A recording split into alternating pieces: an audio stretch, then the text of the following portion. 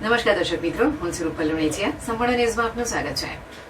નવનિર્મિત વાવથરા જિલ્લામાં પ્રથમ વખત તાલુકા પંચાયત, જિલ્લા પંચાયત તેમજ સ્થાનિક સ્વરાજ્યની નગરપાલિકાઓની ચૂંટણીઓને ધ્યાનમાં રાખીને જિલ્લા વહીવટીતંત્ર દ્વારા તડામાર તૈયારીઓ હાથ ધરવામાં આવી રહી છે. ચૂંટણી પ્રક્રિયા સુચારુ અને સફળ બને તે માટે વિવિધ આયોજન કરવામાં આવી રહ્યા છે. ચૂંટણીમાં નાગરિકો વધુમાં વધુ મતદાન કરે તે માટે વહીવટીતંત્ર દ્વારા જાગૃતિ અભિયાનો યોજાઈ રહ્યા છે. મતદાર જાગૃતિ અભિયાન અંતર્ગત વાવથરા જિલ્લાના વિવિધ તાલુકાઓમાં મતદાન અંગે જાગૃતિ ફેલાવવા માટે અનેકવિધ કાર્યક્રમોનું આયોજન કરવામાં આવી રહ્યું છે. ગત રોજ થરાદ શહેરના મુખ્ય વિસ્તારો જેમાં નગરપાલિકા વિસ્તાર અને બસ સ્ટેશન વિસ્તારનો સમાવેશ થાય છે ત્યાં તાલુકા નોડલ અધિકારી કરશનભાઈ પરમાર અને જિલ્લા સહ નોડલ અધિકારી દિનેશકુમાર ત્રિવેદી દ્વારા બેનરો સાથે મતદાર જાગૃતિ કાર્યક્રમ યોજાયો હતો. કાર્યક્રમ દરમિયાન મતદારોને મતદાન કરવા માટે સંકલ્પ અને પ્રતિજ્ઞા લેવડાવવામાં આવી હતી.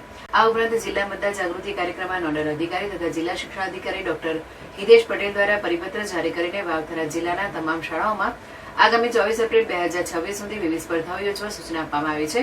જિલ્લા વહીવટીતંત્ર દ્વારા હાથ ધરાયેલા આ પ્રયાસોથી વિસ્તારમાં મતદારોમાં જાગૃતિ વધે, તેઓ મતદાન પ્રત્યે પ્રેરિત થાય અને મોટી સંખ્યામાં મતદાન નોંધાય તેવા પ્રયત્નો થઈ રહ્યા છે.